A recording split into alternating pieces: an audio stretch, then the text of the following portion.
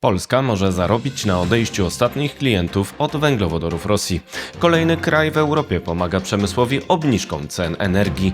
Indie chcą zbudować jeszcze dziesiątki gigawatów elektrowni węglowych. Jest 8 grudnia 2025 roku, nazywam się Wojciech Jakubik, a to jest codzienny przegląd informacji sektora energetycznego i paliwowego Energy Drink. Zapraszam.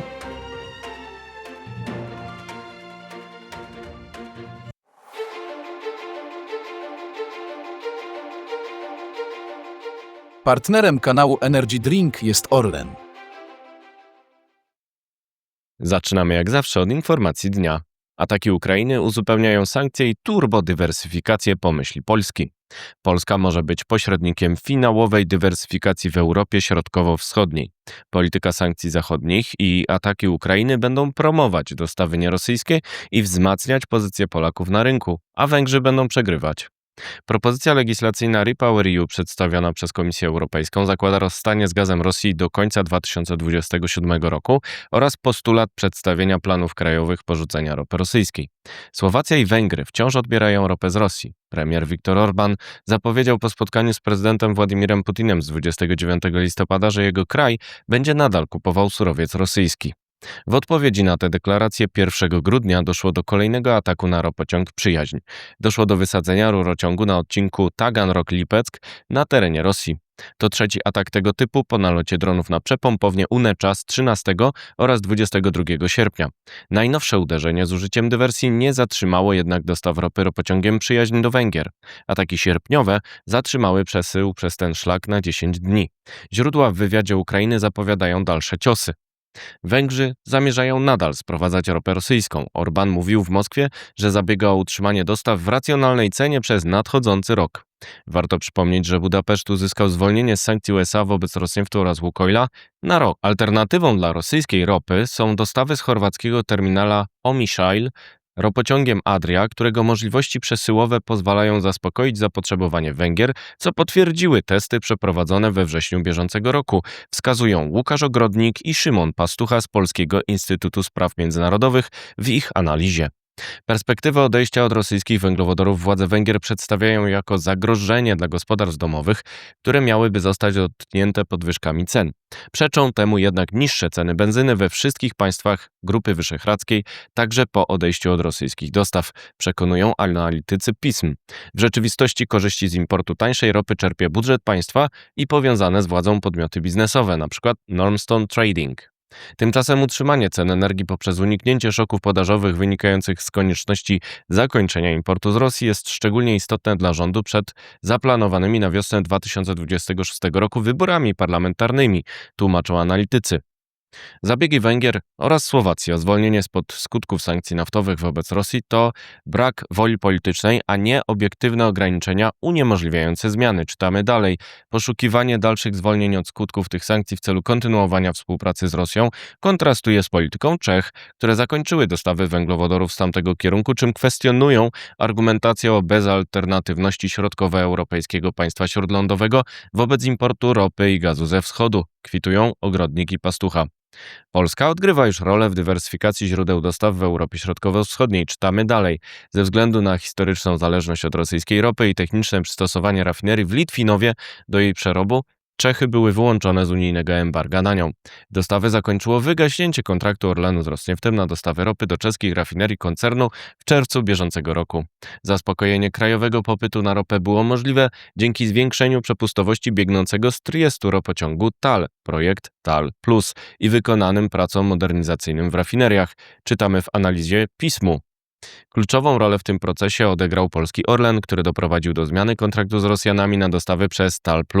Polacy mogą także wesprzeć dostawy nierosyjskiego gazu na południe. Trwają rozmowy ze Słowacją.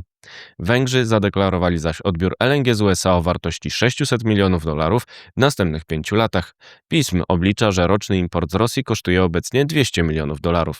Alternatywą dla rosyjskiej ropy są dostawy z chorwackiego terminala Omišalj ropociągiem Adria, którego możliwości przesyłowe pozwalają zaspokoić zapotrzebowanie Węgier, co potwierdziły testy przeprowadzone we wrześniu bieżącego roku, wskazują analitycy.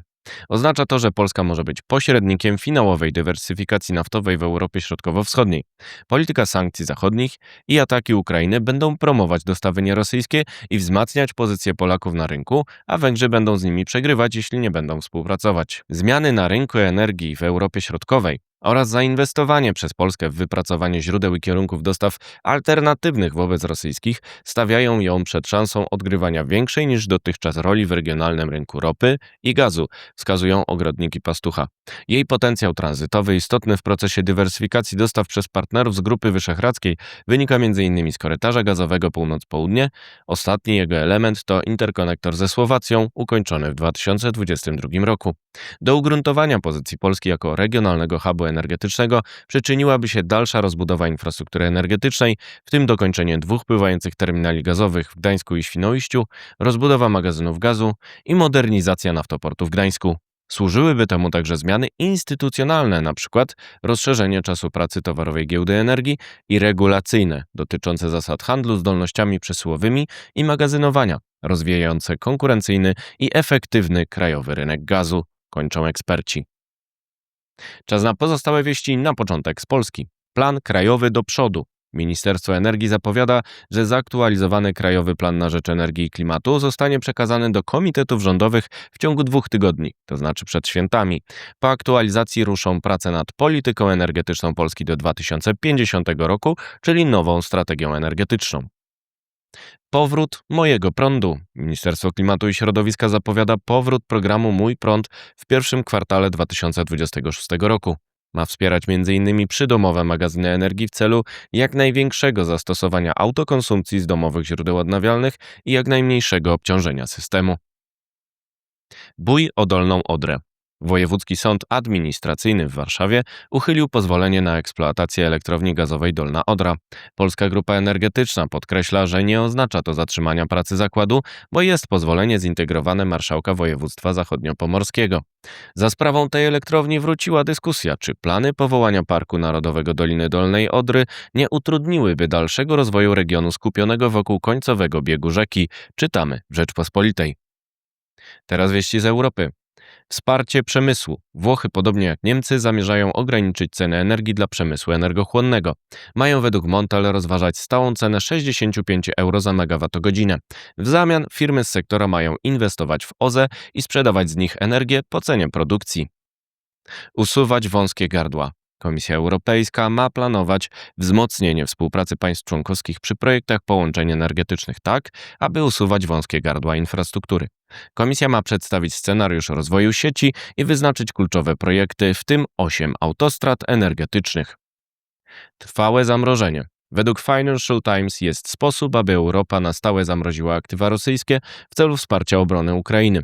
Przepisy o szokach cenowych mogą zostać użyte przez trwającą wojnę do tego, by takie sankcje nie musiały być przedłużane co rok. Trwają negocjacje propozycji Komisji Europejskiej w tym zakresie. Szczyt o Ukrainie. 8 grudnia w Londynie odbędzie się szczyt z udziałem przywódców Ukrainy, Francji, Niemiec i Wielkiej Brytanii poświęcony rozmowom pokojowym. Jeden z tematów to gwarancje bezpieczeństwa USA oraz tzw. koalicji chętnych. Zostanie także podjęty temat uszkodzenia sarkofagu w Czarnobylu wskutek ataków Rosji. Jeszcze wieści ze świata. Nowy cios naftowy. G7 może wprowadzić stały zakaz usług morskich na potrzeby dostaw ropy z Rosji. Byłoby to uderzenie silniejsze od ceny maksymalnej, bo wykluczało całkowicie eksport rosyjski tą drogą. Ten pomysł, zdaniem Reutersa, forsują Amerykanie i Brytyjczycy.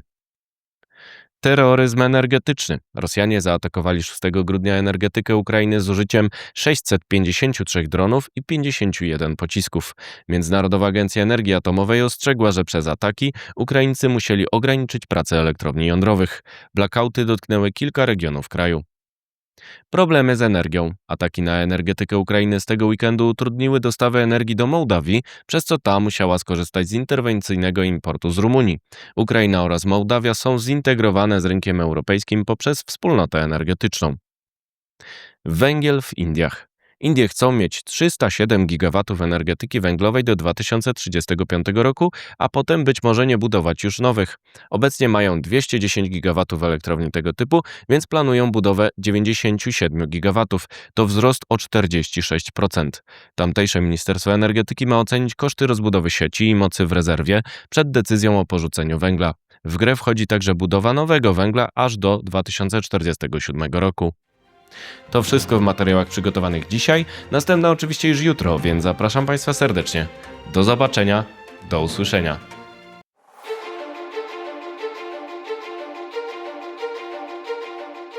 Partnerem kanału Energy Drink jest Orlen.